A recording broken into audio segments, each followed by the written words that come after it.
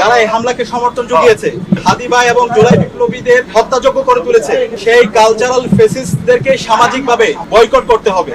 আগামী 48 ঘন্টার মধ্যে স্বরাষ্ট্র উপদেষ্টা, আইন উপদেষ্টা এবং পররাষ্ট্র উপদেষ্টাকে পদত্যাগ করতে হবে। উসমান হাদির উপর গুলিবর্ষণের সঙ্গে জড়িত প্রত্যক্ষ হামলাকারী, পরিকল্পনাকারী ও সহায়তাকারী সকল সন্ত্রাসীদেরকে গ্রেফতার করতে হবে। গোয়েন্দা সংস্থা সহ রাষ্ট্রের সকল সংশ্লিষ্ট অর্গানকে দ্রুত জবাবদিহির আওতায় নিয়ে আসতে হবে এবং যাদের গাফলতি প্রমাণিত হবে তাদের বিচারের মুখোমুখি করতে হবে। একই সঙ্গে যারা এই হামলাকে সমর্থন জুগিয়েছে, হাদি ভাই এবং জুলাই বিপ্লবীদের হত্যাযোগ্য করে তুলেছে, সেই কালচারাল ফেসিস্টদেরকে সামাজিকভাবে বয়কট করতে হবে। এইসব ব্যবস্থা অনতিবিলম্বে দৃশ্যমান করতে হবে।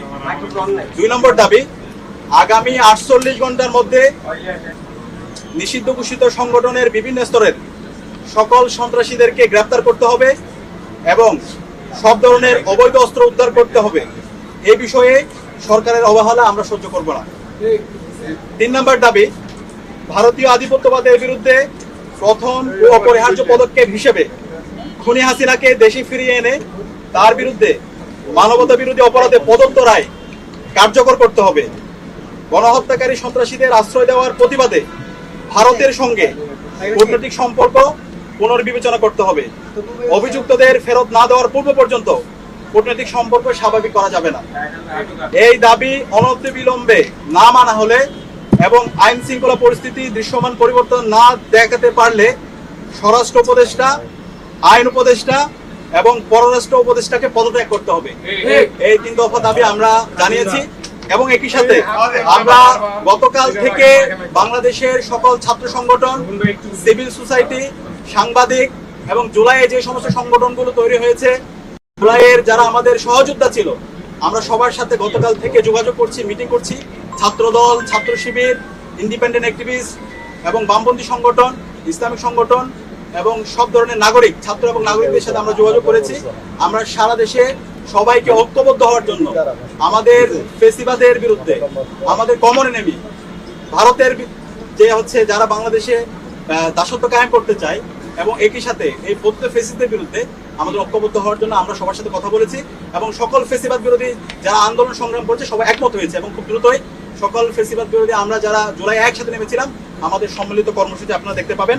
এবং একই সাথে আমরা সারা দেশের মুক্তিকামী ছাত্র জনতাকে আহ্বান করছি, আমাদের প্রত্যেকটা পাড়ায় পাড়ায়, প্রত্যেকটা ওয়ার্ডে ওয়ার্ডে আমরা যেন দেশের আমাদের নাগরিকদের নিরাপত্তা নিশ্চিত করার জন্য আইন শৃঙ্খলা রক্ষায় আমরা যেন গণকমিটি গঠন করি, যে গণকমিটির মাধ্যমে যারা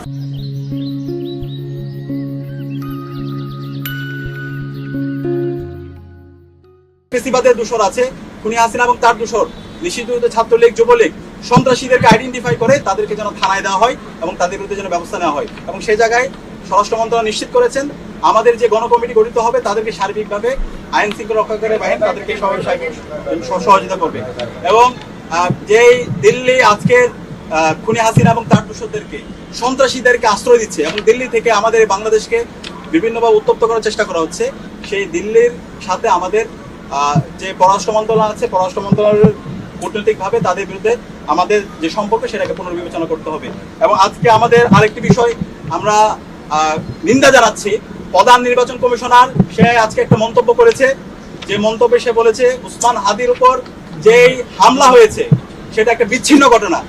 আমরা পুরো ছাত্র জনতার পক্ষ থেকে আমরা এই ধরনের মন্তব্যের তীব্র নিন্দা এবং ঘৃণা জ্ঞাপন করছি। আমরা দ্রুত অনুরোধ করব প্রধান নির্বাচন কমিশনারকে, আপনি দ্রুত আপনার এই বক্তব্য প্রত্যাহার করেন এবং সেটার জন্য জাতির কাছে ক্ষমা চেয়ে আপনার জায়গা থেকে আপনি দায়িত্বশীল আচরণ করেন। তফসিল ঘোষণার পর থেকে আমরা চাই এই দেশের সকল নাগরিকরা একটা সুস্থ পরিবেশে নির্বাচন এবং ভোট দেওয়ার জন্য, সুতরাং ফ্রি ফেয়ার ক্রেডিবল ইলেকশন করার জন্য নির্বাচন কমিশনার থেকে শুরু করে আইন শৃঙ্খলা রক্ষাকারী বাহিনী সবার দায়িত্বশীল আচরণ করা দরকার।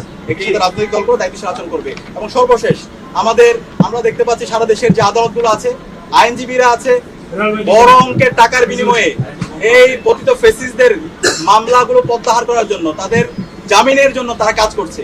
আমরা ছাত্র সমাজের পক্ষ থেকে হুঁশিয়ার করছি, এই যারা গণহত্যাকারী এবং শিশু হত্যাকারী এবং যারা আমাদের ভাই বোনদেরকে রক্তাক্ত করেছে, এই সন্ত্রাসীদের পক্ষে যারা অবস্থান নিবে তাদেরকে আমরা সামাজিকভাবে বয়কট করব এবং তাদের তালিকা আমরা সামাজিকভাবে সবাইকে জানিয়ে দেব। এই জায়গায় এই অপরাধীদের বিচারের প্রশ্নে, খুনি হাসিনার বিচারের প্রশ্নে, নিষিদ্ধ ঘোষিত ছাত্রলীগ, যুবলীগ, আওয়ামী লীগের বিচারের প্রশ্নে এবং এই দিল্লির দাসত্বের বিরুদ্ধে আমাদের একটা জাতীয় ঐক্যমত দরকার। আমরা আশা রাখছি বাংলাদেশপন্থী যারা আছে, দীর্ঘ ফেসিবাদ বিরুদ্ধে যারা আন্দোলন করেছে, আমরা সবাই ঐক্যবদ্ধভাবে আমাদের এই ফেসিবাদের ফেসিস্টদের বিরুদ্ধে এবং খুনি হাসিনার বিচারের প্রশ্নে আমরা ঐক্যবদ্ধভাবে আমরা আমাদের আন্দোলন সংগ্রাম জারি রাখবো।